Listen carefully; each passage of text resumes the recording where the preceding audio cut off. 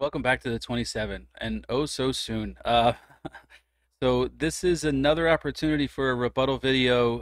If you can recall, last week I had one with Ermin that kind of uh, galvanized, I guess, the AMS2 community to a certain degree. I got a lot of support from a lot of different people. I think a lot of new subscribers, a lot of people that agreed with me. I think there was a lot of pushback on Ermin's comment section about some of the things that he was saying about AMS2. And then we have this video that came out almost a week later exactly. Completely different style and presentation. Ermin's was more organized in presentation style. Gamers is more sort of like a stream of consciousness kind of thing. But he's listed, or he's going to mention or talk about three physics issues with AMS2 that prevents him from playing or otherwise enjoying a fantastic sim. So I'm going to play this video and interject where I see fit. But yeah, let's begin, and then we'll see how it goes. So, with that out of the way, the first thing that I want to talk about, and the first handling And I skipped the characteristic intro that's too. very different from other sims, is, of course, the one I keep going on about, the rear differential in Automobilistic 2. So, any car that has rear differential options, this doesn't actually apply to cars that don't have rear differential options, don't seem to have this problem so much. But any car that has a limited slip differential options on the rear diff, regardless of the diff settings, you don't seem to be able to get subtle lift-off oversteer, or like coast lift-off oversteer. Now, as you can see here, what I've done with this Okay, so yeah, Gamers is pretty famous for wanting this feature in AMS2, and he's claimed in the past that AMS2 does it, and it's simply not the case. There's a lot of cars in AMS2 that have lift-off oversteer, of the variety that he wants, and then also the snap variety, which is the number one source of number one topic with regards to a lot of front wheel or front engine cars. Liftoff oversteer that's in the snap variety is actually a big negative for racing. Gamer is looking for this subtle rotation mid corner when you come off the throttle, when you overcook a corner presumably, and it's featured in, I know it's featured in ACC because I've seen him casually driving a race with one hand and he's getting it, but he's claiming it doesn't exist in MS2, and that's not the case. Now let's see how he proceeds with this and complete his thought process. This is a Porsche GT3 car. I have effectively made the diff not the best car to test lift-off oversteer of the variety he's looking for. as open as possible. You can't turn it off completely, but this is effectively as open as you can make the rear diff on a Porsche GT3 car in Automobilistic 2. So let's go back and drive. I'm going to move the brake bias farther back. Luke, I am your father. Further back. And we'll get on the track here. So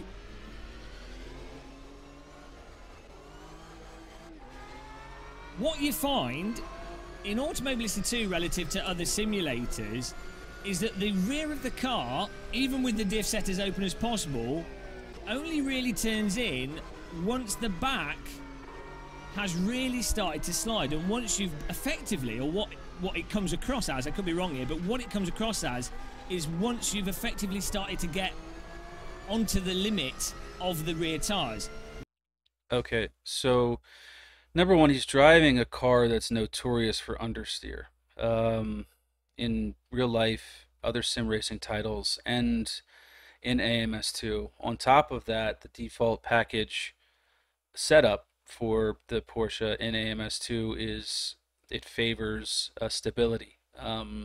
So you're going to get a lot of understeer characteristics out of the box with the Porsche GT3R for sure. And the solution for a lot of this understeer is not necessarily the diff. Now, I can't say that the diff isn't one of the things that you want to look at and talk about when talking about, you know, turning inability, and whether or not the rear wants to break free.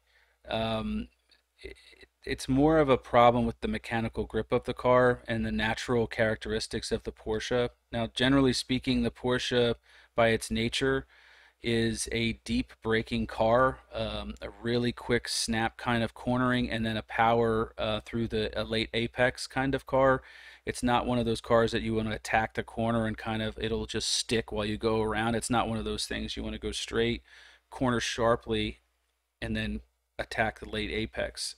Tracks like Silverstone don't really do the Porsche GT3R any favors. It also suffers at high speed cornering. It just simply does not turn in. It doesn't have a front splitter, so the aero is limited.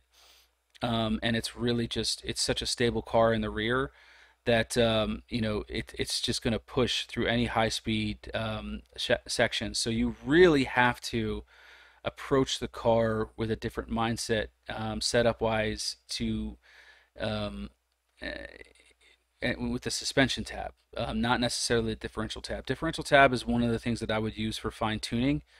But generally speaking, with GT3Rs, you want to set it to like these just normal settings that you would set GT3Rs to, or I'm sorry, GT3s, which is like a 60/40, 70/50 max. Those are the two primary differentials. You don't really have to go crazy with them, and you're not gonna, create or lose liftoff oversteer with those two settings that I just mentioned. You're going to create or lose them, or get rid of them with the suspension tab. So, yeah. Rather than the turn-in being the rotation of the vehicle due to the freedom of the left and right tyre at the rear to rotate independently, it's almost as if you are getting the turn-in from going over the mechanical grip. And the result is... It's the mechanical grip, for sure. The car, when I mention the defaults, the two things that I see most often with defaults is they manufacture a stability and controllability with the cars by softening the rear springs and softening the rear bump dampers, the slow ones. And then they also put in, really stiff front rebound slow dampers. That just leads itself to understeer. With the Porsche, it's already naturally understeery, so it really like compounds the issue. Like, this diff is as open as it will go. Well, the car is leaning back on its haunches, and the car just doesn't have enough weight on the front. Like the fronts are just like kind of gently grabbing the tarmac, whereas the rears are just stuck. So yeah, you have to drive the car in a particular way. Effectively, I've moved the brake bias really far back, and I am having to really get on the brakes to turn the car in. I'm really having to get onto the limit to just get the car to turn in. The brake bias technique is what people have done as a quick fix to the stability of all of the builds on the default package builds. Traditionally, they're getting a lot better now. But what the brake bias does is allows the player to control when the rear of the car breaks loose, and that adds the rotation that they want. Now, arguably, there's a lot of fast, default drivers out there, especially in TT mode. You can drive default packages extremely lightning quick, but you have to use this technique. There's no way to get the car rotated otherwise. He doesn't, I don't know if he likes it or he doesn't like it, but it's a technique. It doesn't lend itself to long race scenarios, because you basically have to be perfect with it throughout the entire course of the race, and then on top of that, it'll add tire wear complications, especially in the rear. If you're braking it free like that to get rotation every single corner, eventually your rear tires are going to be a lot hotter than you would want, and then you're going to wind up just spinning using this technique if you keep using force. So I can understand why it's frustrating, but people had to do it to be fast with it because they didn't know how to fix the car setup wise to be fast without it. Let's move forward. And even then, the car's not really rotating on its axis. It's kind of sliding around into the corner.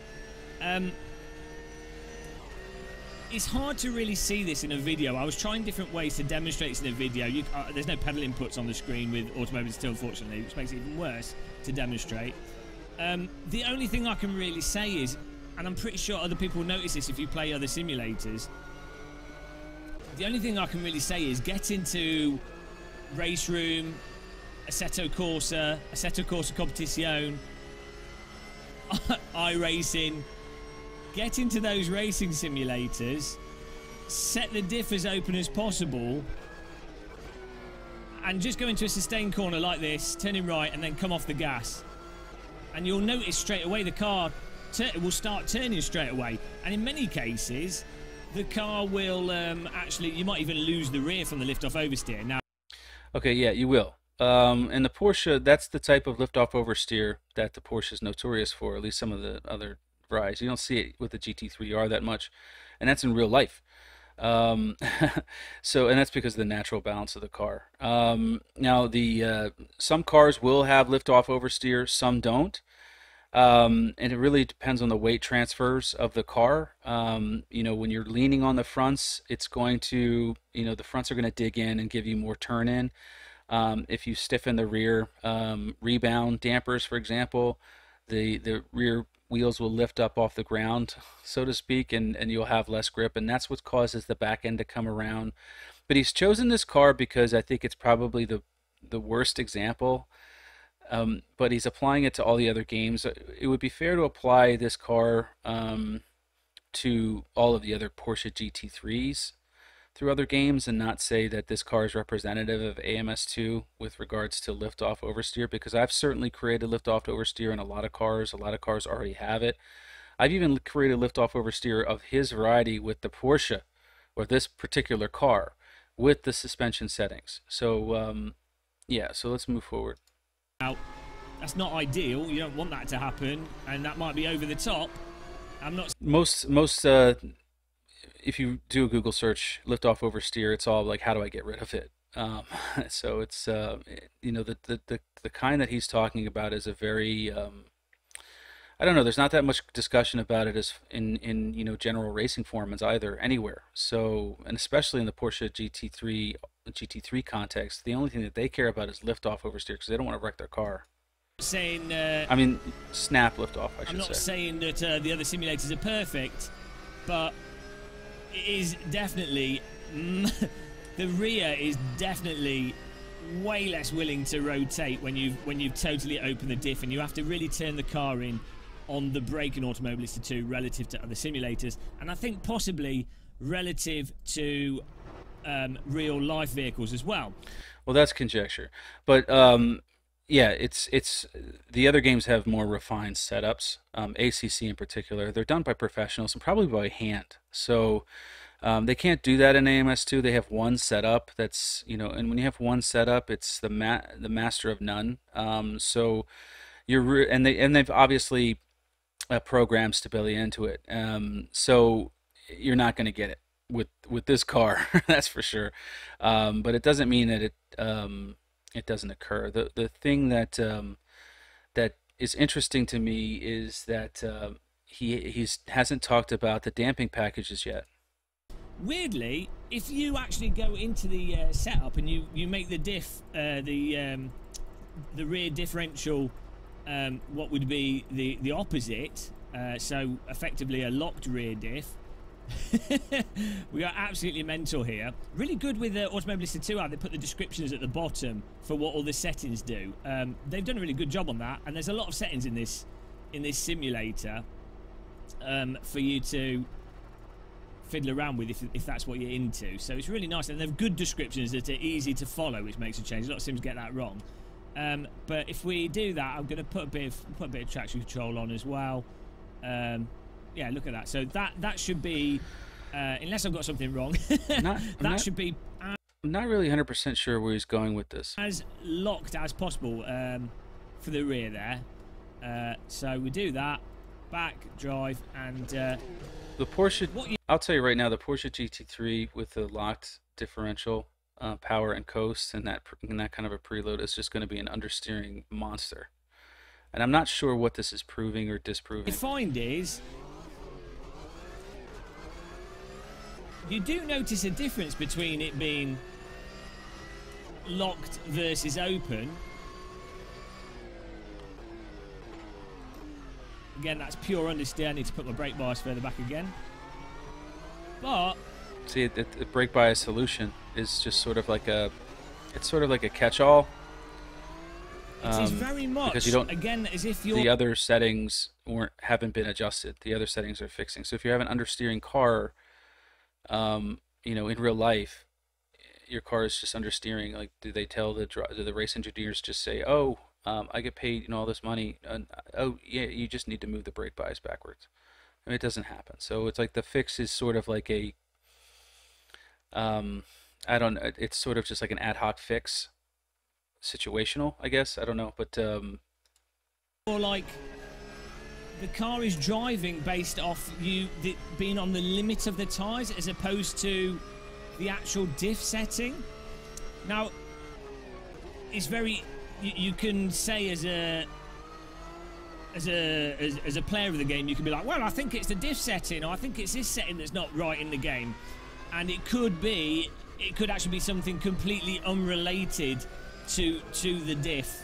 Could be suspension, could be the tyre model. It's often very hard to pin down the specific aspect that causes the end result and handling characteristic in the it's the suspension simulator. But I say no, it's the suspension though. With this, it's a diff setting based off the fact that when you change the diff in other simulators, it has the effect that I'm talking about, and it just doesn't have the same sort of effect in this. Okay, so yeah, the number one fix for liftoff oversteer is suspension, and therefore the number one cause to create it is the suspension, in particular the damping package. It's not the diff at all, to be honest. And I think I did a Google search for liftoff oversteer differential, and the first post for my video game was Forza. So that'll tell you something. There's no like legitimate conversations about differential settings and liftoff oversteer. It just isn't. Most conversations online from real life racing sources and sim racing games is you got to just, you know, manage your throttle, bro. You can create it with, you know, with how abruptly your throttle inputs are. If you're slamming on the accelerator and then getting off of it, that's going to give you liftoff. That's going to be liftoff oversteery. Let's say that, and then you can augment that with the suspension, and that's how you do that. Now the coast and power ramp differential settings, they play off of that a little bit. But if you have a planted rear end with both tires like firmly planted on the ground, one is not going to unlock for you. And they have, you know, the same amount of load. One is not going to unlock, you know, regardless of turning. So you have to get like one to have less load. You have to get the front to be digging in and biting into the corner more, and the rear to be sliding out, and then you'll get that characteristic. I've created with the Porsche GT3 R, so it happens. So again, everything is happening once you're on the brakes and once you've really chucking the car in, as opposed to that sort of coast situation of when you're getting off the throttle. Now obviously if you've got a completely locked diff, you would expect that you wouldn't get that rotational sort of coast turning because the diff is locked, but you don't get that with either it locked or open in Automobilista 2. So that's the misstatement that we were waiting for. You don't get that in AMS2. Like you don't get that in the Porsche GT3 R with the default setup. That's what the statement I would agree with. And you probably won't get it with any of the GT3s with the default setup. Like I said before, there are plenty of cars in AMS2 that have liftoff oversteer naturally. M1 Pro car, Caterhams, you know, a lot of cars, and especially the ones that have aggravated weight transfers. You'll get it tons. So it's not a problem with the physics of the game. It's a problem because I wouldn't even say it's a problem really, but because we're kind of talking about something that's so obscure. you can tune the rotation of the car appropriately without getting liftoff oversteer. That's my ultimate point.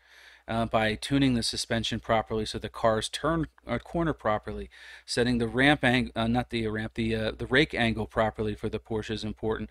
So if you don't do all of those things, and then you come in here and then you flip with you tinker with the differential, and then you don't get it, I can understand, but you can't really produce a video and says AMS2 does not have liftoff oversteer. Here I maxed out the differential, maxed out the coast or the power in the coast, and then carte blanche. Yep, no liftoff oversteer. That's a problem with the game and the physics of the game. That's really, really kind of like kindergarten level tuning for a secondary education or secondary undergrad kind of characteristics of setups. So anyone that I think the telltale point is just do the research yourself. Differentials is not a conversation anywhere legitimately for liftoff oversteer complications or characteristics. ACC has it, and you may be able to find it with the preload, their 1 bar differential setting that they just swing up and down. You may be able to get it there, but it's not. It's definitely not something that's comprehensive across the board, and AMS2 definitely does have it. So that is the first aspect of Automobilista 2 that I think is... And I'm really kind of disappointed that he didn't bring it up. Like, to be honest with you, I would like to have a conversation about these things, but these are it's just such low-hanging fruit. I wasn't going to make this video, to be honest with you. I just, when I watched it the first time, I'm like waiting for it. When's he going to go talk about the dampers? Like, I thought it was going to be like, oh, well, I did this, and it didn't work or something, and I'd be like, okay, there's a problem there. But like the fact that he didn't use any suspension or damper changes to manipulate the weight transfers of the car, I mean, it's just silliness. Just silly. Okay, let's move on to the next step. Will certainly throw you off if you're used to other driving simulators. Let's go back to the menu and pick another car to talk about the second aspect of Automobilista 2, and that is the braking in Automobilista 2. So let's go for a...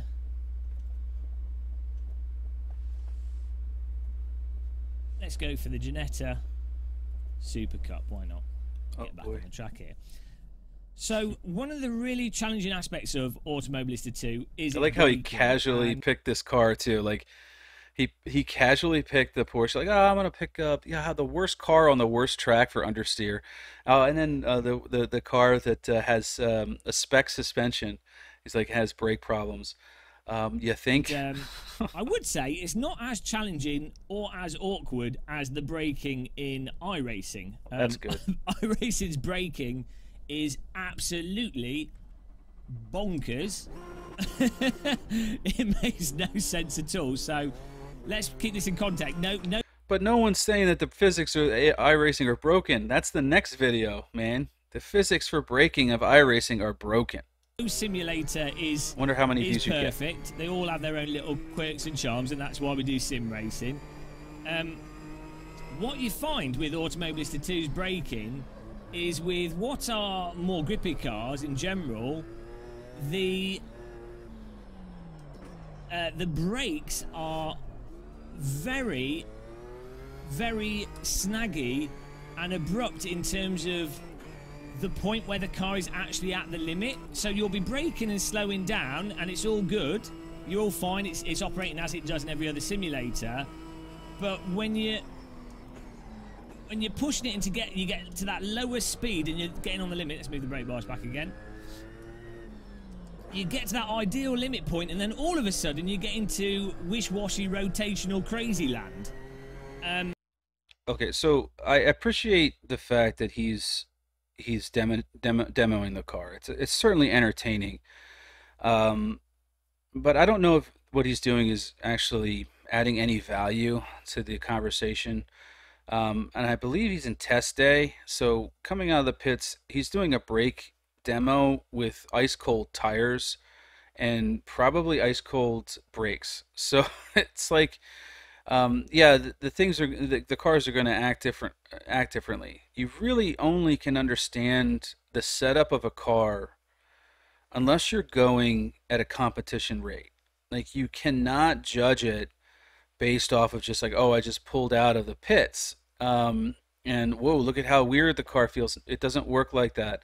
And particularly in AMS2, you can't even judge the stability of a car until 3 laps into a race. Like to be honest with you, because especially with the default packages, because of the way the default packages are pressured and cambered. So, it could be overpressured for one track, underpressured for the next track. The fronts could be overpressured. The left rear could be underpressured. This tire is over cambered. That tire is under cambered. So, and then the tires are max grip when you start the race. And then when they fall into temperature based on the track conditions and the track layout, when they fall into temperature, of course the grip levels are going to change, and that's a complicating factor under the brakes. And that plays a huge part. It's not just brake bias and brake pressure. Whereas in race room, Assetto Corsa, Assetto Corsa Competizione, when you hit that sort of absolute on the limit braking point and the car's in a little bit of a slide, things are a lot more stable, and especially with the original Assetto Corsa, it's a lot easier to modulate that brake of the limit on slower speed corners and hold the car in a very nice little happy slide. Whereas Okay, so again, the default setups for those games is on point. ACC has a widget that allows you to pressure and camber your tires appropriately for any track just by like doing a couple laps and pulling in the pit, and then boom, you just set your pressures and they're perfect. AMS2 doesn't have that, and a lot of people don't adjust their brake pressure. I'm sorry, not their brake pressure, their tire pressure or their camber. And like, why am I talking about that with brakes? Doesn't make sense, right? No, what we're talking about is grip levels here. Grip level changing, and especially in mid corner. When he's braking or trail braking deep into a corner, he's saying that the car is acting wonky. A complicating factor on top of that is that the Ginetta has spec springs and spec damping packages. So like you really have no control over the weight transfer. So any grip level change is going to shift the weight of the car. It's going to start wobbling, and it's transferring load to different tires, and the pressures of the tires could be off or wrong, and the camber, like, so it's a mess. It's an absolute mess. So I 100% agree with Gamer here that this is a phenomenon in AMS2. 100%. But I don't necessarily agree that it's a physics issue. It actually it can be explained with physics. Things get very, very twitchy in AMS2, and it requires you to be really absurdly precise on your braking, specifically in low speed corners. Yes. Now I know some people will go with spec cars, the Ginetta G55, the Ginetta G40, Porsche Cups, anything spec, anything you come across when the dampers and the springs are grayed out, I'd be suspicious. Those things are going to be wobbly. You're going to have to learn weight transfers in the cars, and when the fronts are loaded up, when the rears are loaded up, being able to manipulate that with your brake and throttle inputs, braking and throttling at the same time, gradually coming off of the throttle, or pounding it, or vice versa. So these are high level cars. They may seem accessible, but they're very different, and they require different driving techniques. But the good thing about, if you master one of these things or become relatively good at it, those techniques don't leave you. You can go take them to another car and use them to really great effect, including GT3s. So let's move on. The AMS2 fanboys will go, wow, Gamer Muscle, move the brake bias further forwards, which you can do, but then the back of the car doesn't rotate. I wouldn't say that for the Ginetta G55. Because of the diff thing previously, and also, if you can control the car when you get on the brakes, it's slowing down enough, you shouldn't need to move the brake bias further forwards. Then they'll say, wow, Gamer Muscle, you need to, you can reduce the brake pressure, which indeed you can, But the problem with that is you're then just making it so that you're not actually, when you push on the brake, you're not actually necessarily getting to the limit. Like the actual limit point there is still going to have these same issues with the braking, even if you've made the brake pressure lighter. I mean, as long as with the brake pressure, as long as you're not locking up and snagging the wheels too much, the brake pressure shouldn't really be too much of a problem. And then they might say, well, Gamer Muscle, set your sim racing equipment up correctly. Okay, so let's move on. I don't really want to talk about sim racing equipment setups, but the brake pressure and brake bias, they're kind of part and parcel to the same thing, but they're not really addressing what his issue is here. So I think he was reading an answer to a different question. So I would say brake bias is you move it forward if you're having trouble, keeping the back end of the car under max braking, keeping the back end of the car behind you. If you move your brake bias too far backwards and you're not spinning out, you're not braking hard enough. The brake pressure is you're basically your foot and your brake pressure in the game are intertwined. So you could be the type of braker that likes a really high brake pressure and you like to lightly tap the brakes, or it'll be in effect just like what he said. It's going to depend. It's going to, so long as you're at that grip limit, no matter how you do it, what's comfortable for you. I like to push that brake pedal down. I like a really light brake pressure personally. So everyone's different in that regard, but that's not what he's talking about. What he's talking about is the grip level changes, and that has to do with the weight balance and the grip balances of the tires more than anything else. It's not a physics problem. It is uncomfortable and it can catch you off guard. The other complicating factor is, again, the defaults. When you say you finally get comfortable, like with the default package on a track that's suited for it, usually there's off balance issues with the car because of the default package that will make the car unstable 3 laps into the race. Like the rear tires will be like at 100 degrees and the front tires will be at 80. You're going to spin out. So like there's a lot of frustrating aspects of AMS2 that can simply be tuned out. Like and it doesn't take that much work to camber and pressure a tire. Comparatively to ACC, it does. I will admit that. But it's they give you everything in this sim to be able to do everything that you want with a car to make it happen. Now, the other argument is, should they have done this with the default settings?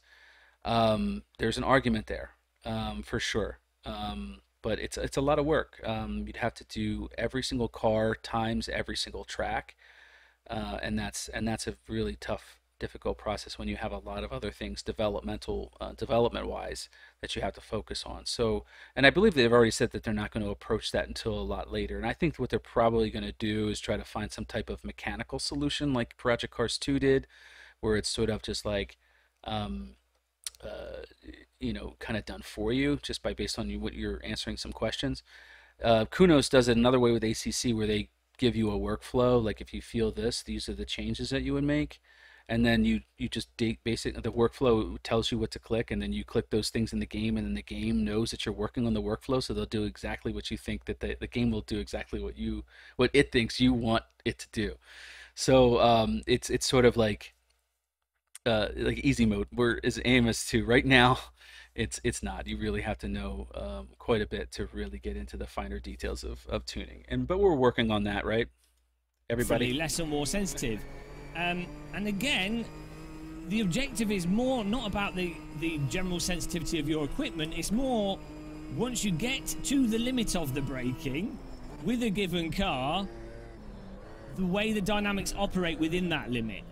So, and also, obviously, as I say, I don't have this. This is not something that stands out as particularly tricky. Well, it is tricky, but it's not as abrupt or as out of control in any other simulator bar iRacing. Maybe iRacing is more that it just slops out and you can't do anything with it, but in AC Race Room, things are just a lot more happier on that limit with the braking and the balance of the cars. The cars are just more happy on the brakes at the limit. And I think that is actually a lot more similar to what cars are like in reality. What are you comparing them to? Are you comparing them, under racing conditions after using the widgets, using a Kuno's provided, handcrafted setup versus, a Ginetta G55 that has spec dampers and brakes and dampers and springs on cold brakes, on cold tires that are badly cambered and badly pressured. So, like, what are we comparing here? Anyway, moving on. Sorry. Tend to be somewhat forgiving and somewhat pliable and less like irritated to be broken at the limit. One thing I have found to mitigate this is if you run weirdly, if you make the brakes more sensitive, it seems easier to avoid it for me. That might just be my subjective thing.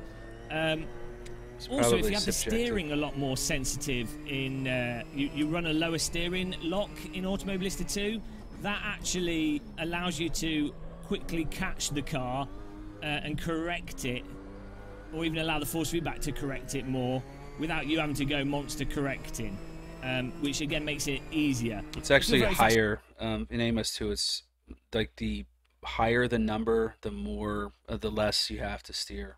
Your steering, you can probably correct it anyway, but again, this is all like relatively speaking within the overall context of racing simulators. It is certainly very different from the other simulators, and something I think a lot of people that aren't sort of AMS2 only masters will find very hard with AMS2. And that leads me to the third Automobilista 2 physics difference issue challenge, and that is the way the steering operates in Automobilista 2. Now you might say that's a bit of a weird thing to call out, but if you were a big fan of Project Cars 2, and actually I do really, personally, I'm actually quite a fan of Project Cars 2, we played it loads. I'm actually quite a fan of Automobilista 2, I'm just critical of stuff that I enjoy, that's just how I'm critical of everything, I'm a miserable git. But if you played a lot of Project Cars 2, you'll be aware of this, and that is the amount that the steering authority affects the car handling. Way more than other simulators. So what you find is when you're going into a corner, say you go into it a little bit too hot, you can steer yourself through the corner. Like, by turning the wheel more, it's like you get magic additional grip, and it doesn't seem to do that because the car's slowing down because you've turned the wheel more, and that's causing more resistance on the front and you're wearing the tyres out. It just seems to be that the car responds to the steering more than it does the brake and the accelerator. Obviously, with any simulator, you can change the spring rates, the ARB. You can make adjustments that make any car in any simulator more or less steering responsive to the steering. But regardless of within the context of the car setup, the steering sensitivity in Automobilista 2 and Project Cars 2, any Madness Engine game, to be honest, is just incomparable to other simulators. And well, every simulator has a different tire model, and the AMS2 the model isn't based off of Madness. It's a completely different model. So you can't say it's Madness. It's just it's setup. It's just what it is. But it's a very complicated modeling system, arguably a lot more complicated than some of the other platforms that he's mentioned. He just doesn't like it. Raiza has also improved the SETA tire model beyond Project Cars 2. The phenomenon that he's talked about has actually been discussed on the forums, and there's some quite extensive testing about, wheel lock settings and whether or not the car turns in easier versus if you have a different wheel lock setting naturally to your own native rig. Like it somehow influences the way the cars turn in the game. I don't think anything has come from that. Um, I haven't noticed any unusual turning in. Maybe when the tires are max grip levels, you might see that. It might have something to do with the way the toe is operating. Um, some of the tires have high slip angles, and you may not be reaching it with your steering wheel altogether. In that case, I would increase the ratio in game, or decrease your lock on your rig if you're having trouble with reaching that max slip point. But you can definitely feel understeer. You can, through the force feedback, at least the custom files you can nowadays, and so when the car's not biting. And it doesn't take very much. So it is there. It's just something I think you just have to get used to. And, maybe it is rig dependent. I'm not an expert on it. I certainly have not had any issues with turning the cars. And I've tried the oversteer, like the oh shit, and then you just like really turn. And the car does give you something. Arguably it shouldn't. But I also think that it has something to do with the rears laterally. Uh, Giving out. Like if you overturn the car, you're just getting more grip on the fronts and you're about to brake, then the rears start to brake. That could come across as rotation. So yeah, I'm not really sure if I agree or disagree with this point. I think the jury's still out on that. If he doesn't like it, maybe he could probably do some settings to take advantage of it better. Maybe like I do think that his steering wheel inputs are really, really like he likes to steer, this guy. I'm the complete opposite. If you watch my videos, it's like the wheels like this. It's like 90-degree turn, 90-degree turn. But that's just what I prefer. Let's see if there's anything else with this video. If you're going from another sim way, and personally this is how I drive, I like to use the accelerator and brake. This is also why the diff coast and the rear diff thing kind of irritates me a little bit, because I like to have a very loose setup and drive with the pedals more than the steering wheel. If you're that type of a driver, you will probably find that trying to then actually change your way of driving to drive using the steering is very, very challenging and very, very different to what you'd be used to. Again, a general solution to that, in order to drive it as it is now and actually get the most out of it, I think making the steering more sensitive can help, because then when you're turning it in your sort of learnt amount of turning, or what you generally expect, you will be turning the wheel more, which will then allow you to turn it more. Or actually the opposite. It's contrasting, because you want the sensitivity there to deal with the twitchy rear, but if you have that sensitivity there, you're then turning the car too much, so you might be losing control of the car unexpectedly, but then you're not actually turning it. I think there's a complete thought there somewhere. More, so you'd want it more.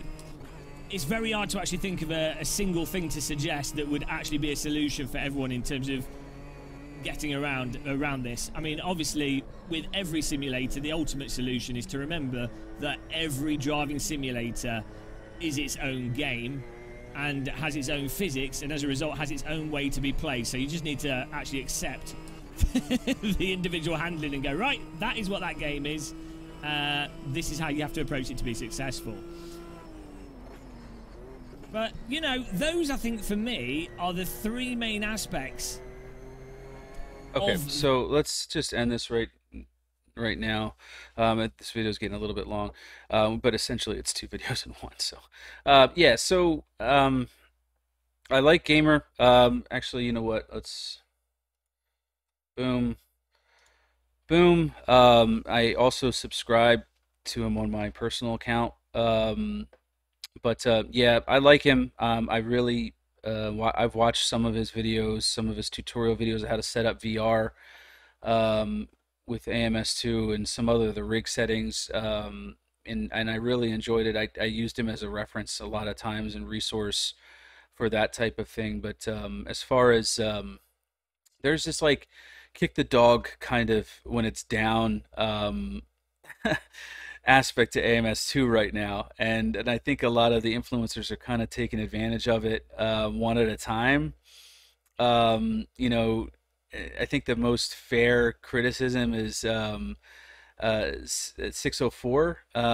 You know, he was generally likes the game, but he, you know, I don't want to misrepresent him, but he's definitely more tactful with it. Gamers was is the next in line to me, and then it was Jimmy Broadbent, and then Ehrman. As far as like the how much they tried to get like a to twist the knife, so to speak. But the one thing that I do notice, 604 excluded, is that these three Jimmy Broadbent, Ehrman, and gamers aren't demonstrating, um, you know, the setup aptitude to be really to make overarching physics critiques or comparisons.